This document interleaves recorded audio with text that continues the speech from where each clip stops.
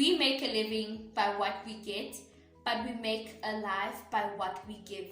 And just like the famous Winston Churchill, the South African black woman in law sees community service as the key element towards the organization's future. Furthermore, we believe that ordinary people like you and I can help change circumstances and, most importantly, make a difference. With that being said, I present to you our first community outreach project for the year, the Matric Class of 2022 Stationery Drive. The purpose of the Stationery Drive is to help learners perform at their best abilities regardless of their backgrounds, and secondly, to afford them opportunities so that they can become their very best selves.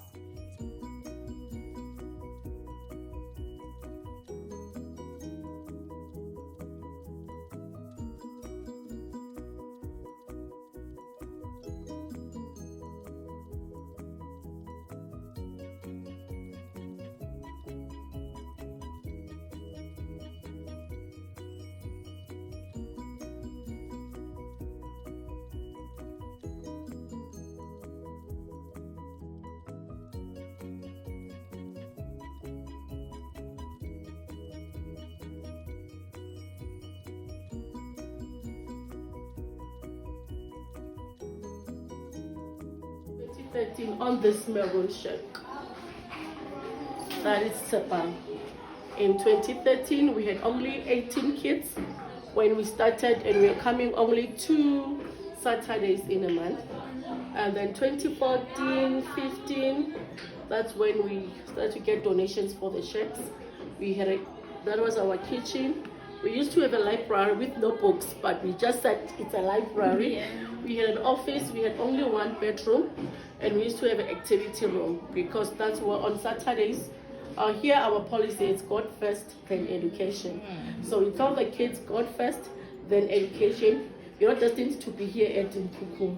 You can go and stay wherever you want to go, but only if you put God, then your education. So in 2017, that's when we get a container for the crash. This is our first group. We got the container around October. We got the first class, then they graduated. Then we've got this building that was built for us in 2018 by Bremser. So everything Tsepang here is donations.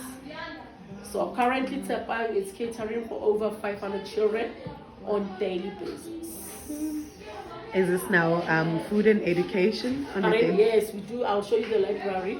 Yeah, it's education, it's schools, and yeah. So the food depends on what we have. Due to that, we don't have funding. And when we cook in a day, we cook 5-10 kgs of rice in one day.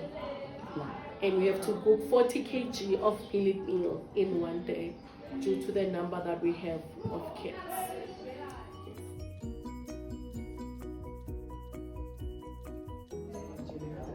So in short, Njebaba, would like to know about your work here at Tsepang Care Center. We want to tap into what you see, what your eyes see. We want to see the vision that you see. So if you can maybe just take us through your journey in Abantwana like at Tsepang Care Center. Okay, it's not a problem, it's a progress. Okay, no, I'll tell you. So I'm running a boys mentorship program at Tsepang, the organization that I'm working for. It's Boys Mentorship South Africa. So we started the program 2016. I was in KZN by then. So 2 things that we want to achieve with the program. We understand what the enemy want to destroy the generation because a male seed carries the generation. Secondly, an enemy want to destroy the destinies. So we know what if we don't protect them, and nobody will protect them. Second, we see what is happening around the world, not even in this country only. Everything that men are going through, and we want them to become men, that they will be a better man. But if they are not being trained, how can we expect them to become a better man? Because we know what if you want me to be a best person, train me to be a best person. So we are here at Tsepang to make sure that these guys, they won't make the mistakes that we have made. ukuthi beyithole benze izinto ezibhedayo, and we know ukuthi we find ukuthi I was born I'm coming from a fatherless home. I would have a child that will not have a father. It will continue up until somebody make an intervention to make sure that things are getting into order. With the research which shows over 60% children in South Africa, they come from fatherless homes. So the question, where are the fathers?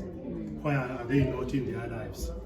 So all those things, if a boy child grow up without a father, what is challenges now? How can he get better if there is no role model in his life? So basically we make sure that we are improving the next generation to be a better man than us. So let me just put it short. Thank you so much. Well, you have heard it, ladies and gentlemen. Apart from Tshepang Care Center giving the skills that are going to help our generation to be a better version of themselves, they are also ending the cycle of fatherless homes. We would like to thank people like Vuk'uzenzele for giving their time, for putting in their effort in growing the generation and making sure that the seed that is being planted is planted on fertile ground. We want to thank Tshepang Center. Stay with us. We are going to have more fun and more activities happening. Stay tuned. Tshepang Angels caters for 30 children for free, as the parents can afford to pay for their fees at the crashes. Our objective is to give them the foundation of learning so they can be at the same level as other kids when they get to grade 1. So Tshepang Angels Daycare, it's here for the community of Kusmusi for free. They're not paying. They're here Monday to Friday from 9 o'clock to 2 o'clock on daily basis. The South African Constitution on Section 29, subsection 1A, provides that everyone has a right to basic education, including adult education. Tshepang Care Center is at the heart of providing skills to empower women and youth using alternative teaching methods. The South African Black Women in Law is delighted to be part of such an initiative on social development through education and alternative skills.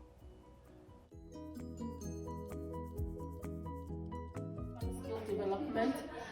With this project, we want to empower the community, to empower the youth and the women in the community, to teach them to do the work. They must just not sit and wait to be given some things, but they must be able to do themselves.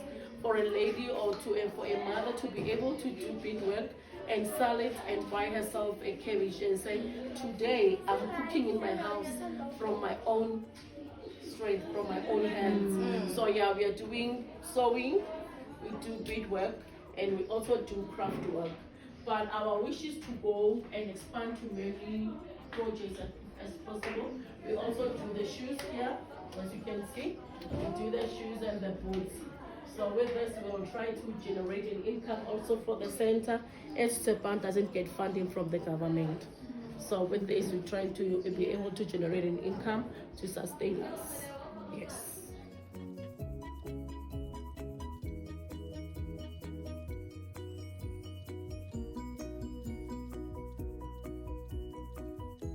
So welcome to Tshepang Resource Library. As I said, that is God first, then education. So we opened the library for the community and our kids, as they have to travel for hours to go to the nearest library around here. So we've got this library for our kids. So achievements under the library, we've got a girl doing her 3rd year in teaching in UKZN. We've got a girl doing her 2nd year in psychology at UJ. We've got a young girl, is 18-year-old, doing her 1st year at Wits, doing BSc in teaching. Yeah, we do have those who passed matric already. So currently we're having 2 matriculants, a boy and a girl. So yeah, some of our achievements under the library. So we do have a boy in TUT doing his final year in entrepreneur management. We've got a boy who's working currently. He was doing computer systems with TUT. So we're encouraging them to study so they can change their lives and their families' lives. Yes.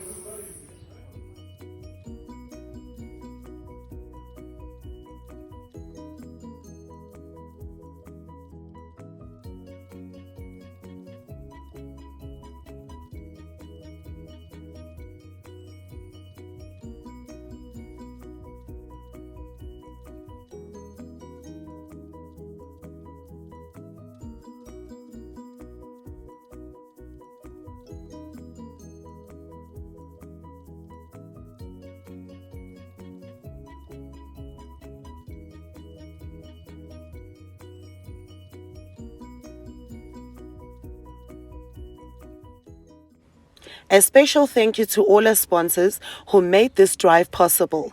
In the words of Mary Ann Redmacher, who said, "As we work to create light for others, we naturally light our own way. May light, grace, and love abound to you."